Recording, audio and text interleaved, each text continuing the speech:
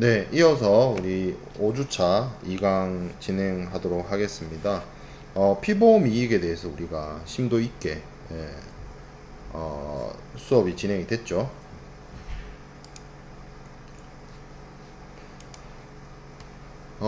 추가적으로 우리가 이야기해 보아야 될 부분은 보험료입니다.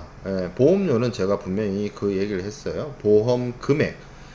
이것은 실제적으로 우리가 피보험의, 그러니까 보험의 목적물이자 보험의 대상이 되는 어떤 물품의 어떤 경제적 가치를 얘기를 하는 것이 아니라 실제 보험자와 피보험자가 보험을 계약을 체결하려고 하는 그러한 어떤 금액이 그것이 대상이 되는 것이고 그것에 대해서 보험 요율을 곱하면 보험료를 그것을 그러니까 보험 금액에 보험 요율을 곱해서 보험료를 계산한다라는 말씀을 드렸습니다.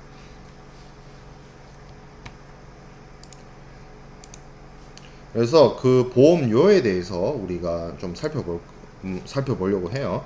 이 부분은 아무래도 피보험이 공부를 할 때보다는 좀 덜 복잡하거나 어려울 겁니다. 그리고 그 복잡하거나 어려운 내용이 있다 하더라도 그 내용을 제가 이 해상보험 수업 시간에는 다루지 않기 때문에 여러분들이 강의 자료에 있는 정도로만 파악을 해도 충분히 보험료에 대한 부분을 이해할 수 있을 것이라고 생각이 듭니다.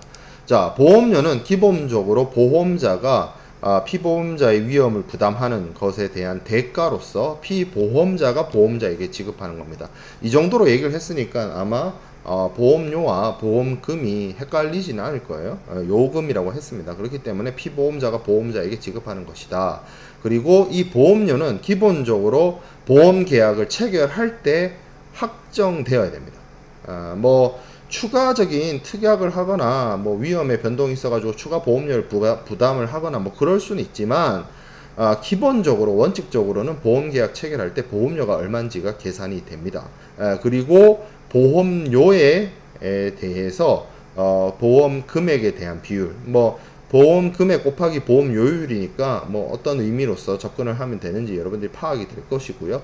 이 보험 요율은 보통 보험 금액에 대한 어떤 백분위 퍼센트로 계산이 됩니다. 그래서 예를 들어서 보험 금액이 US 달러 5천이라고 하면 거기에 대한 보험료율이 만약에 0.64%라고 하면 보험료는 US 달러로 32불이 되는 이런 식으로 계산이 되고 이 보험료율이 0.64라고 하는 이 수치가 기본적으로 어떻게 계산이 되는지에 대해서 여러 가지 어떤 그 기준과 회사마다 다른 어떤 것들을 적용을 할 텐데 그리고 그것을 어떻게 하는지가 어떻게 보면 보험회사의 어떤 영업 방침이라든지 그런 것이 될 수 있습니다. 자, 피보험자가 보험료를 지급해야 되는 의무는 보험자가 보험 증권을 그러니까 보험료를 지급하는 것과 보험자가 보험 증권을 발행하는 의무는 동시 조건이라고 합니다.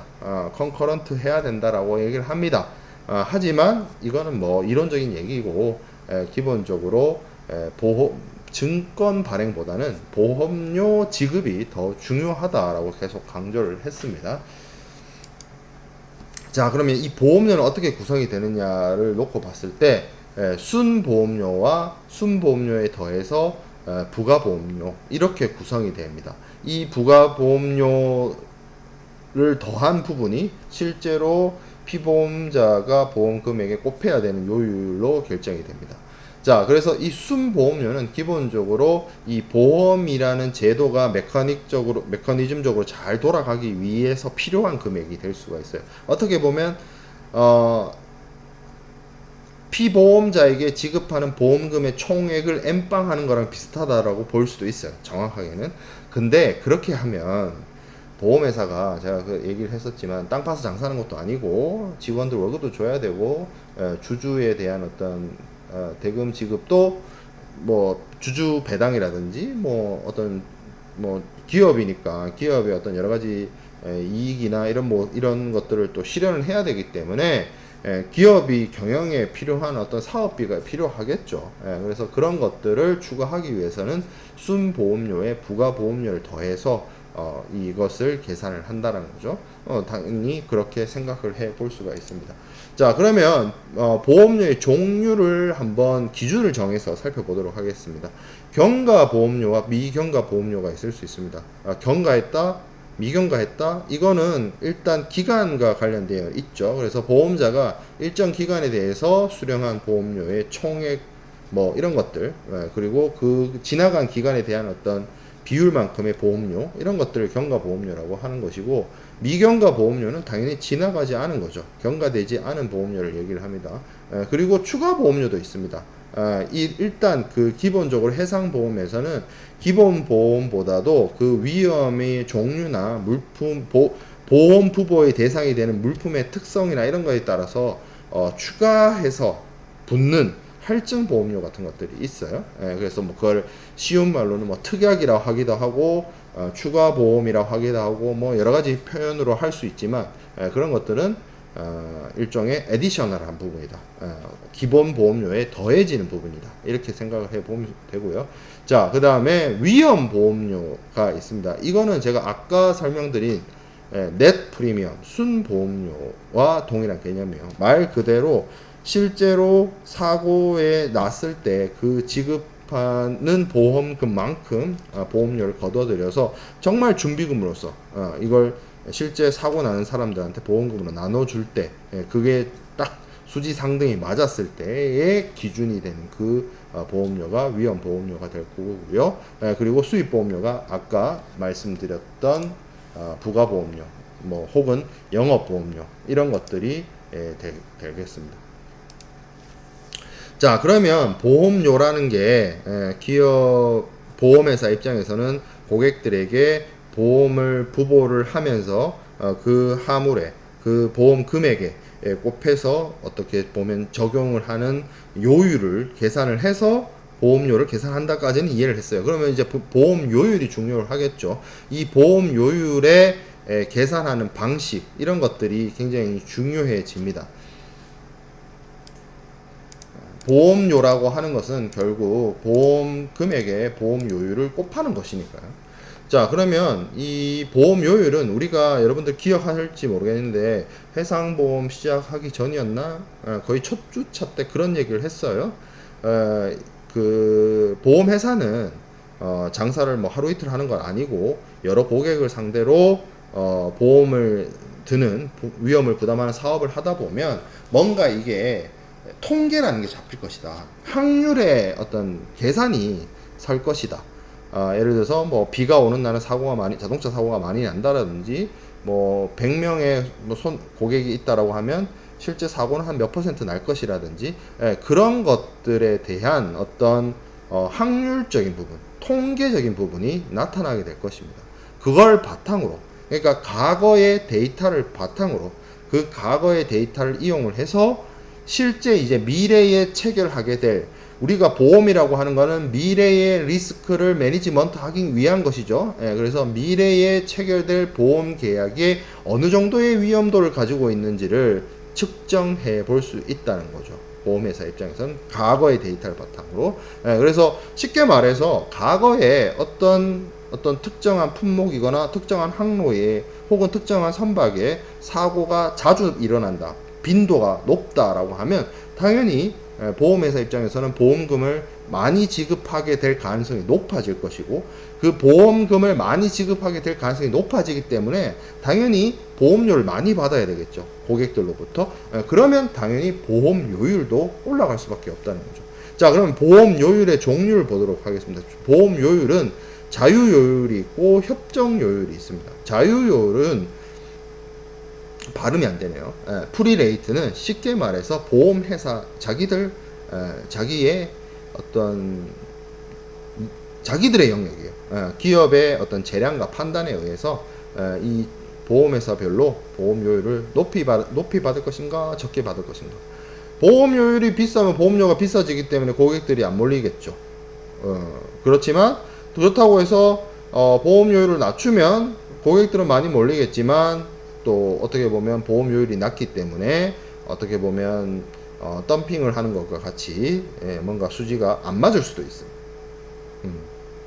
그런 문제가 있는데, 물론 뭐 여러 가지 보험회사들이 영업을 하는 단계에서 고객을 유치하고 보험회사 입장에서는 많은 피보험자를 걷어들여서 사고 안 날 수 있는 그런 고객들을 많이 유치해서 보험료를 많이 받는 것이 보험회사의 영업적인 측면에서는 바람직하기 때문에 뭐 어떤 고객을 유인할 수 있고 그리고 충분히 커버할 수 있는 수준에서의 보험료율을 계산을 하고 책정을 하는 것이 가장 중요한, 보험회사로서 입장에서는 가장 중요한 일이 될 것입니다.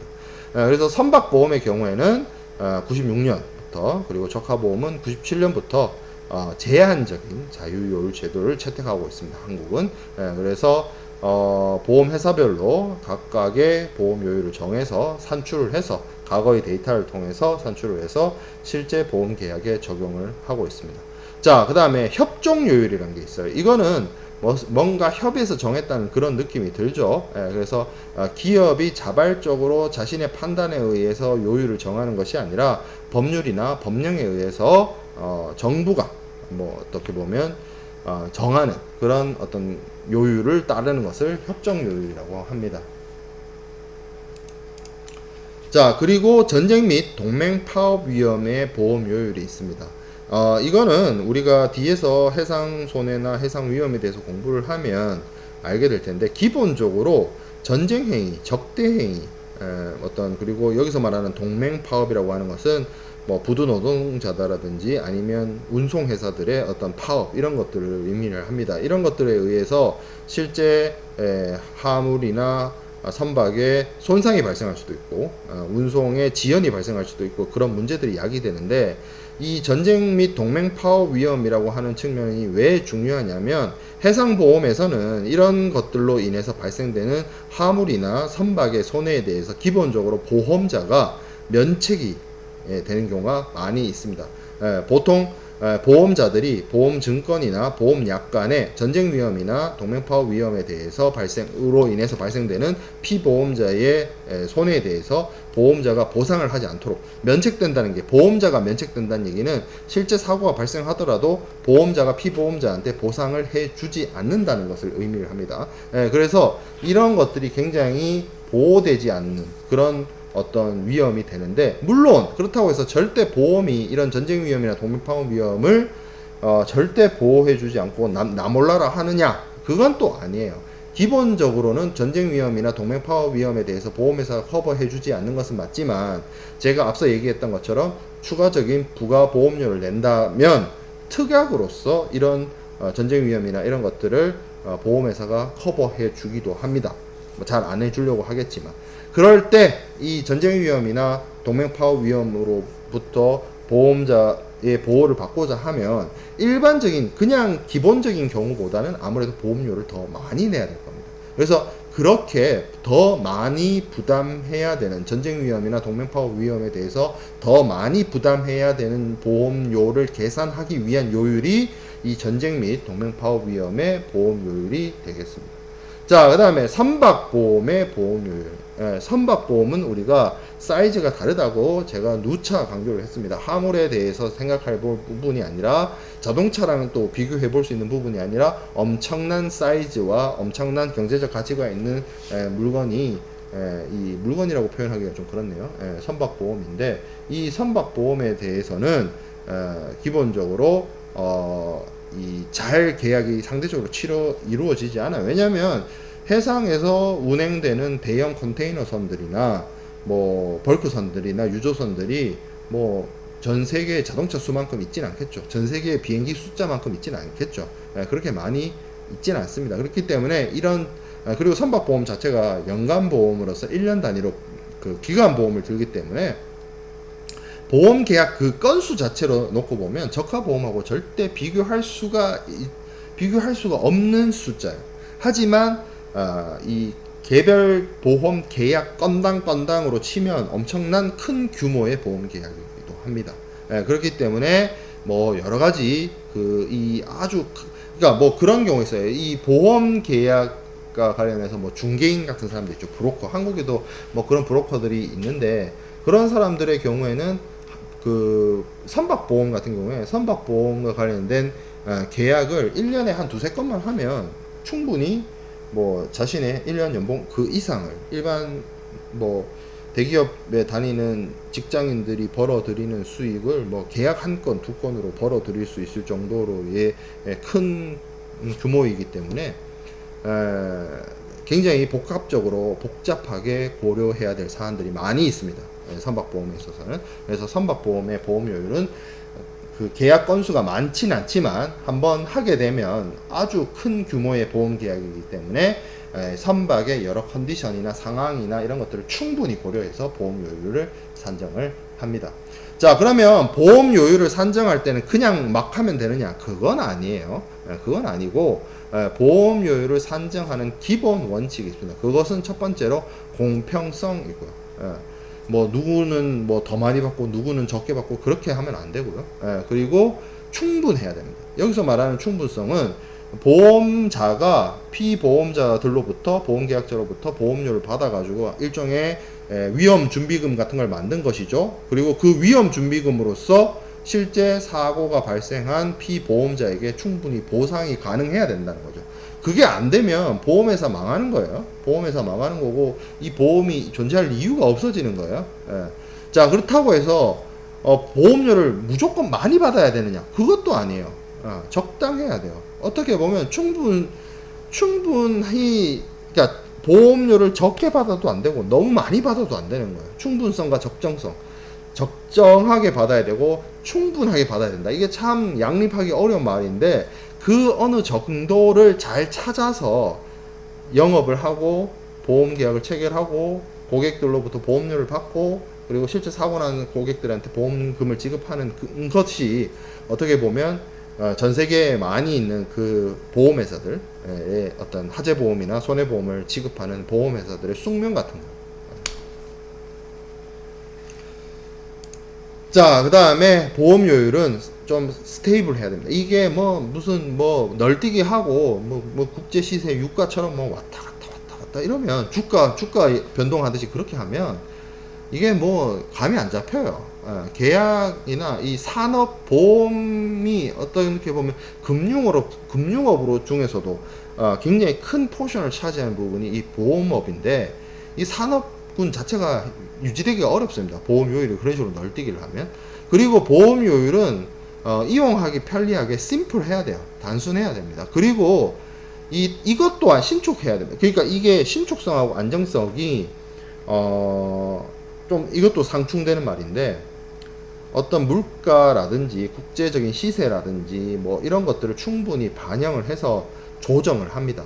그렇다고 해서 수시로 조정하면 안정성이 떨어지죠. 그러니까 안정성이 너무 높아지면 보험료율이 뭐 10년이 지나도 20년이 지나도 30년이 지나도 똑같다면 보험회사 입장에서는 뭐 보험업을 유지하기가 힘들기 때문에 변동은 있어야 되지만 이 변동이 막 하루 이틀 만에 변동이 되면 산업의 안정성이 해친다는 거죠. 그렇기 때문에 안정성과 시축성을 어느 정도 밸런스를 맞춰서 유지하면서 나아가야 된다는 부분입니다.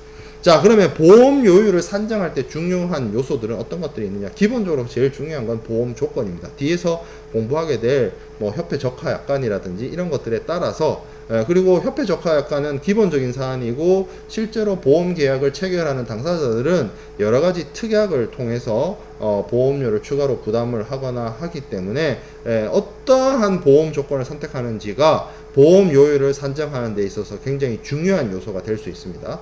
자, 그리고 화물의 종류와 성질도 굉장히 보험료율을 정하는 데 있어서 매우 중차대한 어떤 요인이기도 해요. 만약에 유리 제품이거나 뭐 반도체 뭐 정밀 기계 뭐 이런 거면 운송 도중에 뭐 물론 그런 반도체 같은 거는 배로 운반을 하진 않겠죠. 비행기로 운반을 하겠죠. 반도체 같은 것들은. 그리고 뭐 근데 뭐 어쨌든 그 물품의 성질에 따라서 그 물품이 파손될 염려가 굉장히 높다거나 하면 당연히 보험료율이 높아질 것이고 뭐 철강석이나 튼튼해요. 그런 물품들은 당연히 보험료율이 낮아질 텐데 만약에 또 어떤 화물들은 물이 들어와도 아무 문제가 없는 물건도 있고, 설탕이나 시멘트처럼 바닷물이 들어오면 그 물건을 상업적으로 사용할 수가 없는 그런 경우도 있습니다. 그래서 그런 것들을 다 고려해서 우리가 보험료를 산정을 해야 된다는 것이죠. 자, 그 다음에 화물의 포장 상태에 대해서 이야기를 한번 해보도록 하겠습니다. 화물의 포장 상태라고 하는 것은 산적 화물이 있어요. 밀봉된 경우에 비해 부족 손해가 발생할 수 있습니다. 이게 무슨 얘기냐면, 여기서 말하는 산적 화물은 벌크 화물을 말해요. 뭐 곡물이라든지 이런 것들, 이거 예를 들어서 밀가루다, 가루죠. 운반 도중에 조금씩 날립니다. 뭐 그런 거 당연히 발생하죠.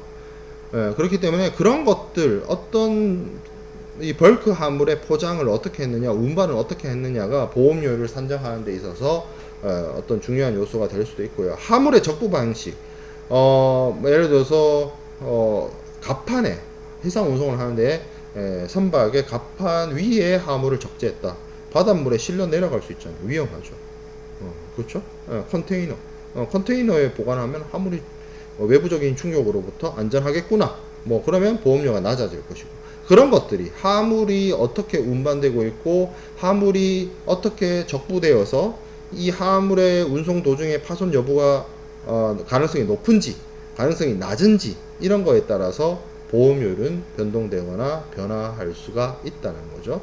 자, 그리고 선박, 당연히 이거는 수업 시간에도 저도 한번 얘기를 했던 것 같은데, 30년 된 배랑 3년 된 배는 컨디션이 다릅니다. 당연히 사고 발생 가능성이 30년 된 배가 더 높겠죠. 아무리 배를 잘 관리하고 제때제때 수선하고 했다 하더라도, 기본적으로 선령이 오래된 선박일수록 그 선박을 이제 철골이잖아요. 철골 구조의 스트레스가 높기 때문에 뭐 외부의 조그마한 충격에도 파손이 되거나 할 수 있는 가능성이 상대적으로 신조 선박보다 노후 선박, 노령 선박이 훨씬 높다. 자, 그 다음에 이거는 제가 말씀드렸던 그거예요. 과거의 데이터를 통해서 보험회사들이 분석을 하는 거예요. 손해율 얼마 정도, 실제 그러니까 손해율은 이거예요.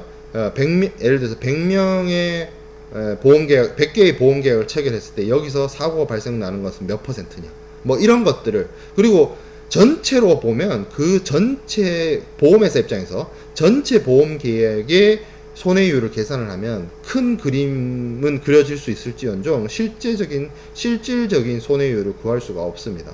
뭐 화물의 성격이라든지 운송 루트라든지 운송 경로 있잖아요. 당연히 한국에서 유럽으로 가는 루트와 한국에서 미국으로 가는 루트가 기간도 다르고 경로도 다르고 처해지는 상황이나 환경도 다르고 하기 때문에 똑같은 손해율을 적용할 수가 없어요. 그래서 이 손해율을 어떻게 적용할 것이냐가 어떻게 보면 보험회사의 가장 중요한 경영적인 측면이고, 이걸 통해서 실질적으로 보험료율이 결정되어진다라고 볼 수가 있습니다. 자, 물품의 한정 여부. 물품을 운송 도중에 A 배에서 B 배로 화물을 옮겨 싣게 된다. 그렇게 되면 당연히 사고의 발생 가능성이 높아져요. 그렇기 때문에 보험료율이 달라질 것이고, 운송 구간을 어떻게 하느냐, 제가 아까 말했던 것처럼 한국에서 유럽으로 가느냐 한국에서 미국으로 가느냐가 보험료율이 당연히 달라질 수밖에 없습니다. 보험료율이 같을 수가 없어요. 그리고 계절적 요인, 여름에 태풍 많이 올라오죠. 덥죠. 그리고 습하죠. 뭐 그런 컨디션과 겨울에 기온이 영하 이하로 떨어지죠. 찬바람이 붑니다. 파도가 높게 치면 그 찬바람에 불어오는 실질적인 체감 온도가 굉장히 낮아지죠. 그런 것들이 바다의 컨디션이나 상황들이 매우 계절에 따라서 다를 수 있기 때문에 계절에 따라서도 보험료율이 달라질 수가 있습니다. 자, 그래서 우리가 피보험 이익부터 시작을 했어요. 피보험 이익에서 시작을 해서 피보험 이익을 평가하는 것이 보험 가액이다. 그리고 보험 가액은 뭐 미리 정할 수도 있고 나중에 사고 이후에 정할 수도 있지만, 보험 계약을 체결할 때는 기본적으로 피보험 이익이 있어야 하는 것이고, 그리고 보험 계약을 체결할 때는 보험자의 보상 한도로서 보험 금액을 정한다. 그리고 그 보험 금액을 뭐 풀 인슈어런스도 할 수 있고 언더 인슈어런스도 할 수 있다. 풀 인슈런스를 했을 때는 그 풀 인슈런스 금액만큼 전손 사고에 대해서 보험자가 보험금을 지급하면 되지만, 언더 인슈어런스의 경우에는 이것이 만약에 전손이 아니라 분손이라면 비례 보상이나 뭐 이런 문제들이 발생할 수도 있다. 아니면 그걸 특약을 해서 실손 보상을 할 수도 있다. 그리고 우리가 중복보험에 대한 이슈도 이야기를 했어요. 중복보험이 나게 되면, 중복보험에서 제가 다시 한번 강조를 하는데, 중복보험이 피보험자의 사기에 의한 중복보험은 우리가 지난 시간 지난 사전 제작 영상 말미에서 배웠던 그런 내용들이 적용되는 거 아닙니다.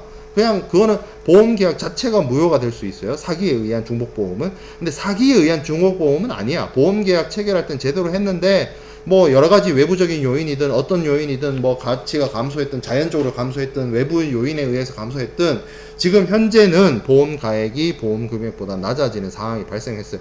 개별 보험 계약으로는 또 생각해보면 문제가 없는데, 이게 여러 보험회사의 코 인슈어런스 한 상태에서 더해보니 보험 금액의 합계액이 보험 가액을 초과하더라. 그럼 그때 어떻게 할 거냐? 비례 보상을 한다? 비례 연대해서 보상을 한다? 뭐 그런 것들을 우리가 지난 시간에 배웠습니다. 자, 그 다음에 우리가 배워야 될 내용은 피보험자의 의무입니다. 피보험자의 의무, 가장 어떻게 보면 피보험자 의무를 배우는 챕터라고 제가 여기다 넣어놨지만, 피보험자가 해야 되는 가장 중요한 의무는 바로 앞에서 배웠어요. 뭐죠? 당연히 보험료를 피보험자가 보험자에게 지급하는 것이 가장 중요한 의무. 그러면 보험료만 주면 끝나냐? 그렇지 않아요. 그렇지 않기 때문에 우리가 여기서 체크해야 할 것들이 있다는 거죠. 뭐 어떤 것들이 있느냐? 첫 번째, 가장 중요한 피보험자의 의무가 고지 의무라는 것이 있습니다. 디스클로저. 여기서 말하는 고지는 저 높은 곳에 있는 뭐 높은 산을 얘기를 하는 것이 아닙니다. 여기서 말하는 고지는 알리다는 거예요. 알려준다는 거. 상대방에게 알려준다라는 뜻입니다. 그래서 뭘 알려주느냐? 피보험자. 이게 앞서 제가 챕터 명이 피보험자의 의무라고 했죠. 그러니까 당연히 뭔가 느낌적인 느낌으로 피보험자가 보험자에게 알려줘야 되겠죠. 뭘 알려줄 건데? 왜 알려주는데? 생각을 해보면, 보험계약을 체결할 때 보험계약자나 피보험자나 중개인은 보험자에게 이 보험계약을 너가 계약 체결해서 인수를 할 건지, 아니면 보험계약을 체결한다면 보험료를 얼마로 할 건지, 그런 것들을 판단할 수 있게 보험과 관련된 중요한 사안들을, 모든 중요한 사실을 피보험자나 피보험자의 대리인이나 중개인이나 보험계약자가 보험자에게 알려줘야 할 필요가 있습니다. 그래서 그 알려준 정보를 바탕으로 보험자가, 우리 지난 바로 앞 챕터에서 뭐 있었어요? 보험회사 입장에서 보험 요율을 계산하는 여러 가지 방식들이 있었습니다.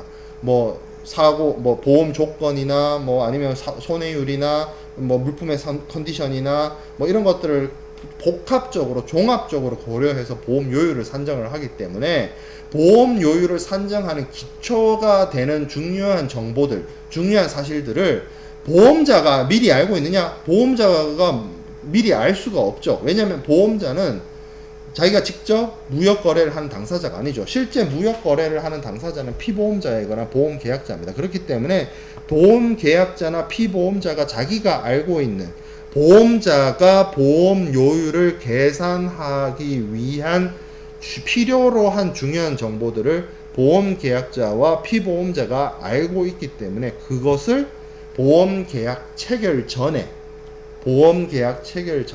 알려줘야 된다. 보험회사가 다 알 수 없어요.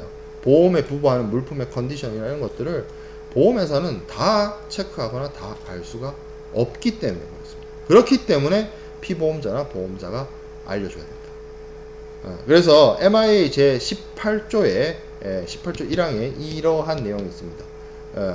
피보험자는 자기가 알고 있는 모든 중요한 사항을 계약이 성립되기 전에, 그러니까 사전에 알려줘야 된다는 뜻이에요. 사전에 미리 보험자에게 고지해야 됩니다. 피보험자는 통상 업무상 마땅히 알아야 되는 모든 사항을, every circumstance, 모든 사항을 알려줘야 됩니다. 그리고 그 알고 있는 거를 다 알려줘요. 좀 애매한 표현이긴 해요. 이게 옛날 법이라서 좀 애매한 표현이긴 한데 이거를 알려줄 의무가 있다는 거죠. 자, 그래서 고지 의무의 성질을 우리가 한번 정리를 해보면 보험계약 체결 전에 한다. 사전에 알려준다. 사전에. 그리고 계약이 체결됨으로 인해서 발생되는 의무가 아니라 계약 체결 전에 발생하는 의무다. 그리고 계약 체결 전에 발생하는 의무라 할지라도 피보험자가 고지를 하지 않으면 피보험자가 반드시 해야 되거든. must예요. must disclosure. 반드시 해야 되기 때문에 이거를 안 한 경우에는 보험자가 계약 자체를 취소할 수 있어요. 계약을 없던 일로 만들 수 있답니다.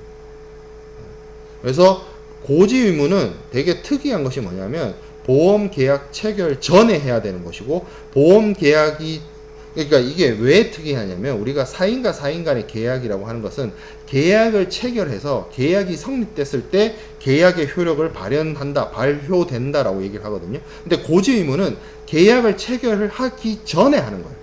피보험자가 보험자한테. 근데 이걸 제대로 안 하면 계약이 제대로 나중에 뒤에서 성립됐다 할지라도 그에 앞서서 피보험자가 보험자에게 제대로 중요한 사실들을 전달하지 않았다라고 한다면 보험자는 이 보험계약 자체를 어보이드 할 수 있다. 취소시킬 수 있다라는 겁니다. 그래서 계약 체결 전에 해야 하는 오블리게이션이다. 듀티다라는 점에서 굉장히 특이한 의무. 그렇지만 중요하다. 왜? 이러한 정보가 있어야만 이러한 정보를 바탕으로 앞서 우리가 봤던 내용들 보험자가 보험료율을 정할 것이고 보험료를 계산할 수 있기 때문입니다. 아니 더 나아가서 이 보험을 할 거냐 말 거냐 보험회사 입장에서는 선택할 수 있는 거 아니에요? 뭔가 사고가 많이 날 것 같고 불안한 그런 물건들 같은 경우는 사고 나면 자기가 다 물어줘야 되기 때문에 그걸 인수 안 할 수도 있잖아요. 보험계약을 안 들어줄 수도 있잖아요. 무조건 뭐 피보험자나 보험계약자가 찾아와가지고 보험 들어주세요 라고 했을 때 보험회사 입장에서 무조건 들어줘야 되는 건 아니잖아요. 거절할 수도 있잖아요. 그러니까 보험계약을 할지 안 할지부터 시작해서 보험계약을 한다면 보험료를 얼마나 할지를 산정하기 위해서는 모든 정보가 필요한 것이고 거기에 대해서 보험계약 체결 전에 피보험자가 보험자에게 중요한 사실들을 알려야 된다. 이게 핵심이에요. 고지 의무는. 자, 그럼 고지 의무를 해야 되는 당사자, 보험계약자, 피보험자 혹은 이들의 대리. 뭐 제가 계속 앞에서 이야기를 했습니다. 그리고 보험계약자하고 피보험자를 뭐 제가 구분해서 설명할 때도 있고 같이 설명할 때도 있고 하는데 보험계약자와 피보험자가 대부분에는 동일합니다. 근데 동일 안 한 경우 있다라고 했죠. 언제죠? CIF, CIP. 그 경우에는 보험계약자가 해야 됩니다. 왜냐하면 우리 CIF나 CIP에서 보험계약자가 누구였죠? 수출자였죠. 수출자가 매도인이 매수인을 위해서 보험계약을 들어주죠. 그렇지 않나요? CIF, CIP 배웠잖아요. 그죠? 그러면 물품을 준비를 해서 물품을 운송수단을 마련해서 운송계약을 체결하고 선적을 하기 위해서 운송인에게 물품을 인도하거나 본선 적재하거나 하는 사람이 누구? 매도인이죠. CIF, CIP에서는. CIF에서는 본선 적재일 거고 CIP에서는 퍼스트 캐리어에게 물품을 인도할 거 아니에요. 그러면 물품이 뭐고 언제 선적됐고 언제 운송인에게 가져갔고 어떤 배로 운송이 될 것이고 화물의 컨디션은 어떻고 포장 상태는 어떻고 이런 정보를 누가 알고 있어요? 매수인이 알고 있나요? 매도인이 알고 있나요? 당연히 매도인이 알겠죠. 그러면 보험계약자와 피보험자가 같은 사람이 아니다라고 하는 경우는 CIF, CIP를 의미를 하는데 이 CIF, CIP의 경우에 보험회사에다가 모든 중요한 정보를 알려줘야 될 사람은 매도인이겠어요? 매수인이겠어요? 매도인이겠죠. 그럼 매도인이 누구라고? CIF, CIP에서 보험계약자라고. 피보험자는 누구? 매수인이라고. 그러니까 이 지금 15번 슬라이드의 두 번째 동그라미를 이거를 외울 일이냐는 거예요. 이걸 외우지 말고 한번 생각을 해보라고. 생각을 해보면 외울 필요가 없다. 왜 보험계약자와 피보험자가 동일인이 아닌 경우에는 보험계약자가 고지 의무를 해야 될까? 이거를 그냥 단순하게 보험 계약자가 고지 의무가 있다라고 외우지 말고 한번 왜 이 규정이 이렇게 됐나를 근원을 따지고 들어 올라가서 생각을 해보면 굳이 외울 필요가 없는 거예요. 이 문구 자체는. 자, 한국 상법에서는 뭐 보험 계약자도 고지할 수 있고 피보험자도 고지할 수 있겠죠. 제가 피보험자와 보험 계약자가 서로 다른 경우를 CIF, CIP의 경우에서 얘기를 했는데 일반적인 경우는 제가 항상 얘기를 했죠. 같아요. 보험 계약자 이퀄 피보험자예요. 예. 그러면 그 경우에는 우리가 생각해야 될 문제가 뭐냐? 뭐 그놈이 그놈이란 뜻이에요. 예. 그렇죠. 보험 계약자와 피보험자를 규정을 했는데 CIF, CIP가 아니면 이 사람이 이 사람이고 이 사람이 이 사람이죠. 예. 그렇죠? 예. 그렇기 때문에 아주 문제될 것이 없다. 자, 근데 영국의 해상보험법에서는 피보험자가 고지의무자다. 이거 왜 그런지 제가 예전에 한번 설명했어요. 뭐 예전이라 하긴 좀 뭐 학기 초에 얘기를 했으니까 좀 그렇긴 한데 이게 영국 해상보험법이 1906년에 만들어졌어요. 1906년에. 예. 인카텀스가 처음에 언제 만들었냐면 1930년대에 나왔어요. 예. 그러면 인카텀스보다 MIA가 더 오래됐어요. 인카텀스 만들어지기 전에 있었어요. MIA는. 그러니까 보험 계약자의 개념이 없어요. MIA는. 어슈어러, 어슈얼드 이 개념만 있어요. 보험자와 피보험자 개념만 있어요. MIA는. 그래서 피보험자가 고지의무자입니다. MIA는 그래요. 자, 그러면 여기 15번 슬라이드에 있는 내용들이 충분히 이해됐을 거라고 생각이 들고요. 자, 그러면 뭘 알려줘? 이게 모든 사항을 알려주라고 하긴 했는데 애매하잖아요. 도대체 여기서 말하는 에브리가 뭔 에브리냐? 어떤 에브리냐? 어디까지 에브리냐? 뭐 이런 생각을 당연히 할 수 있는 거 아니에요? 그리고 중요한 내용들 뭐가 중요하고 뭐가 안 중요한지 알 수가 있나? 그죠? 예. 그래서 뭐 규정이 있느냐? 정확하게 규정은 없어요. 뭐가 에브리고 뭐가 중요한지에 대해서. 그냥 뭐 여러 가지 해석이나 판례나 이런 거에 따르면 이렇게 이야기해 볼 수 있어요. 보험자들이 위험의 인수 여부 및 인수 조건을 결정하는 데 있어 신중한 보험자의 판단에 영향을 미칠 것으로 추정되는 일체의 사실. 자, 여기 보면 객관적이지 않고 굉장히 주관적인 정보들이 몇 가지가 등장을 합니다. 보험자들이 위험의 인수 여부 및 인수 조건을 결정한다. 이 보험자가 누구냐에 따라서 아주 간대하고 재력이 넘치는 보험자면 그래 뭐든지 오케이 할 수도 있는 거 아니야. 근데 각박해.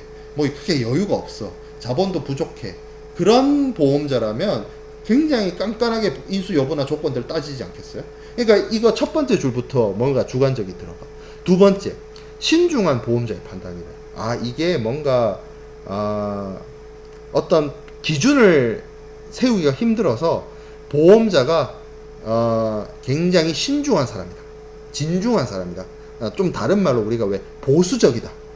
기업 경영을 보수적으로 한다. 뭐 이런 표현을 쓰잖아요. 여기서 정치적 보수를 얘기를 하는 것이 아니라 어떤 금전적인 계산이나 어떤 기업 경영에서 보수적인 사람, 그런 경우를 얘기를 하는 거예요. 그런 사람이 판단한다. 근데 이 신중하다는 게 도대체 어디까지가 신중한 것이고, 누구는 신중하고 누구는 안 신중하고, 여기도 벌써 주관적 판단이 들어가 있죠. 자, 세 번째, 영향을 미칠 것으로 추정된다. 추정된다는 말, 저 말이 어디까지는 되고, 어디까지는 영향을 미치고, 어디까지는 영향을 안 미치고, 이게 자체가 주관적 판단이죠. 그러니까 사실 우리가 고지를 해야 되는 모든 중요한 사항이라고 했을 때 그 중요한 사실의 다 주관적인 표현이에요. 기준이 명확하지가 않아요. 자, MIA 제18조 2항에는 이런 표현을 씁니다. 신중한 보험자가 보험료를 정하거나 위험의 인수 여부를 결정하는 데 있어서 그 판단에 영향을 미치는 모든 사항은 중요한 사실이에요. 그러니까 제가 요 말을 거꾸로 써놓은 거예요. 요 세 번째 동그라미에 있는 내용을 두 번째 동그라미로 다시 끊어서 정리합니다. MIA는 이 정도로 규정하고 말아요. 너무 가혹한 거 아니냐? 도대체 뭐냐? 이거 뭐 기준이 도대체 있는 거냐 없는 거냐? 그래서 거꾸로 규정을 해놨어요. 문 거꾸로 규정을 해놨냐면 MIA에서 이걸 이제 여기 이제 17번 슬라이드에 있는 내용은 여러 가지 법리나 판례를 통해서 대충 고지의 범위를 우리가 규정을 해 놓은 거고, 교과서적으로 MIA에서는 불고지 사항을 규정을 해 놓았습니다. 이런 것들은 뭐 굳이 고지하지 않아도 된다. 이거를 오히려 MIA에서 규정을 해놨어요. 요걸 보기 전에 먼저 고지의 범위를 여러 가지 MIA, 앞서 우리가 살펴봤던 MIA의 제18조 2항의 규정과 여러 가지 판례나 이런 것들을 종합적으로 고려를 해봤을 때, 피보험자나 피보험자의 대리인이 보험자에게 고지해야 되는 사실들은 기본적으로 피보험자가 알고 있는 모든 중요한 사실입니다. 이 지금 짧은 문단 안에도 엄청나게 많은 내용들이 들어가 있어요. 피보험자가 알고 있는, 모르면 해당 안 된다는 얘기겠지. 모든 중요한 사실, 이렇게 정보가 있어요. 그래서 자기가 실제로 알고 있는 모든 중요한 정보를 보험자에게 고지할 의무가 있고, 중요한 사실의 의미는 이거 뭐 1번 동그라미 2번 동그라미 있는 거 앞에 했던 이야기를 조금 더 풀어 쓴 겁니다.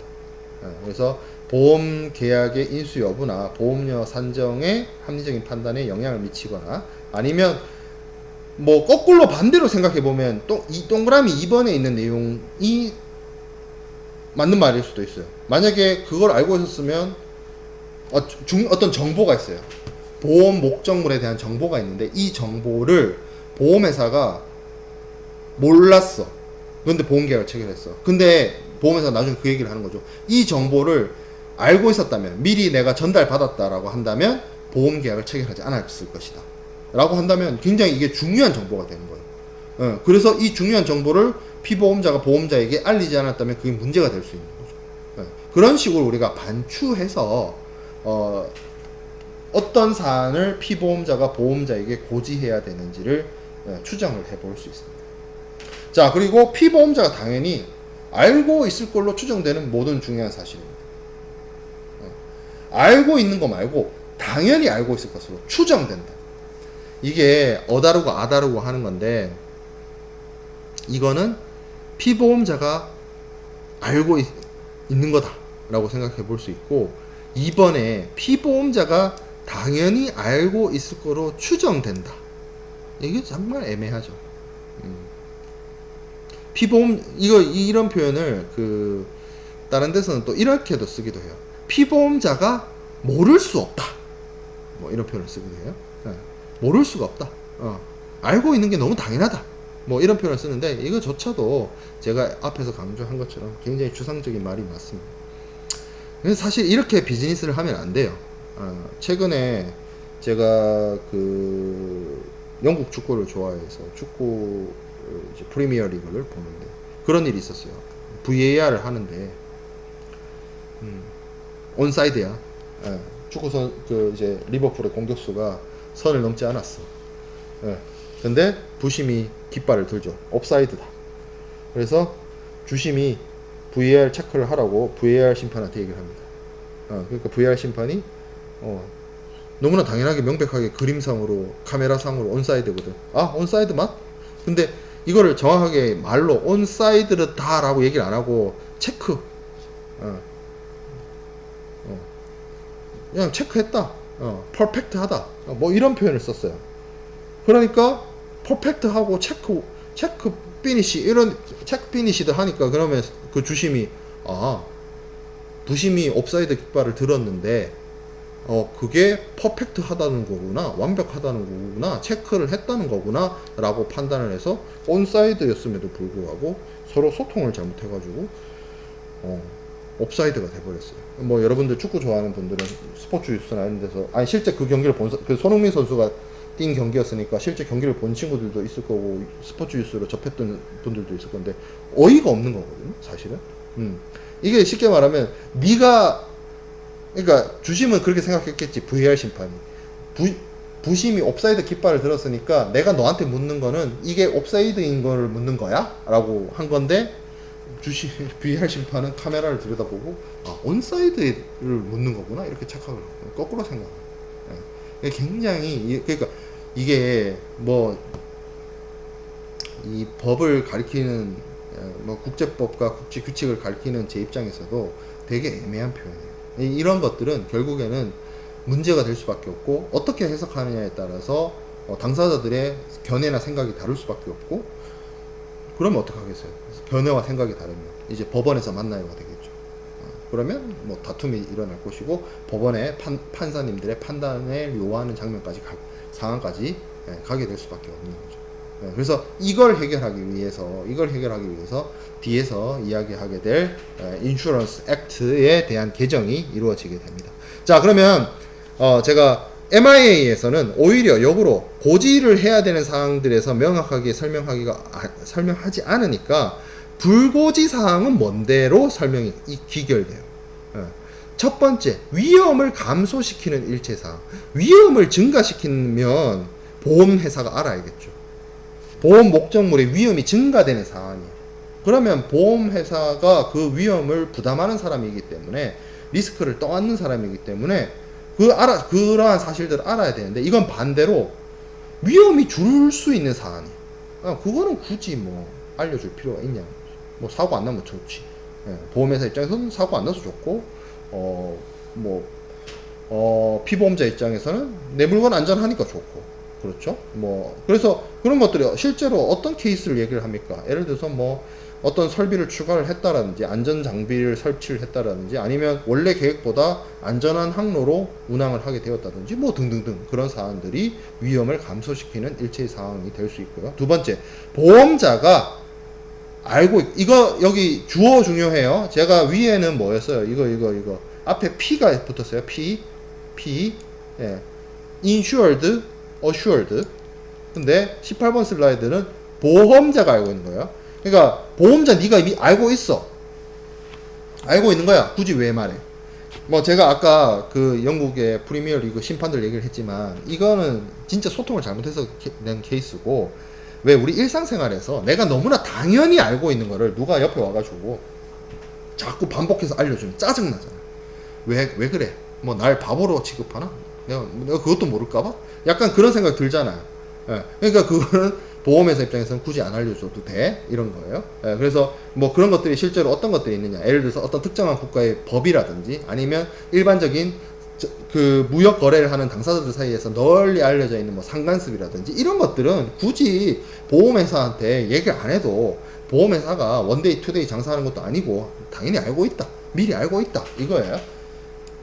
자, 그 다음에 보험자가 됐어, 그거 안 알려줘도 돼 라고 구체적으로 이야기하는 사람들. 그러면 근데 거기다가 대고 길을 열어라, 나는 너에게 말한다, 짜증날 거 아니야 보험회사 입장에서. 됐어, 괜찮아, 얘기 안 해줘도 돼 라고 했던 사람들에 대해서는 보험자가 정보를 포기한 사안에 대해서는 피보험자가 보험자에게 고지할 필요가 없습니다. 자, 네 번째, 어떤 명시나 묵시담보. 이거 이제 명시나 묵시담보라 하니까 명시라는 것이 있고 묵시담보가 있는 거라고 착각할까봐 살짝 걱정되는데 뒤에서 공부하게 될 거예요. 워런티, 담보라는 게 있어요. 담보에는 크게 나눠봤을 때 명시담보가 있고 묵시담보가 있습니다. 지금 몰라도 돼요. 이게 뭔지는 뒤에 가서 다시 자세하게 배울 거니까. 이 워런티라는 게 기본적으로 뭔가 계약을 할 때 누가 누구한테 뭔가 보장하기 위한, 약속하기 위한 게 워런티잖아요. 이게 보험 계약에도 워런티가 있습니다. 이 워런티를 통해서 보험자가 알게 되는 사실들이 있어요. 그러면 그거는 굳이 따로 고지할 필요가 없는 거예요. 왜? 워런티를 통해서 보험자가 알게 되는 정보이기 때문에 따로 이야기할 필요가 없다. 그런 것들은 불고지 사항입니다. 그러니까 여기 지금 1번 방갈로, 2번 방갈로, 3번 방갈로, 4번 방갈로에 있는 거는 불고지 사항이에요. MIA 규정되어 있는 굳이 보험자에게 고지할 필요가 없는 사항.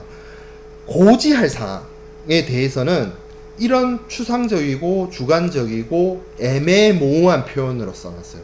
알고 있는 모든 중요한 사실. 근데 이거를 명확하기가 어려우니까 MIA가 어떤 방식을 썼냐? 안 알려줘도 되는 거를 명확하게 규정을 해놨다 이거예요. 이렇게 이야기를 하면 여러분들한테 충분히 설명이 될 거라고 봅니다.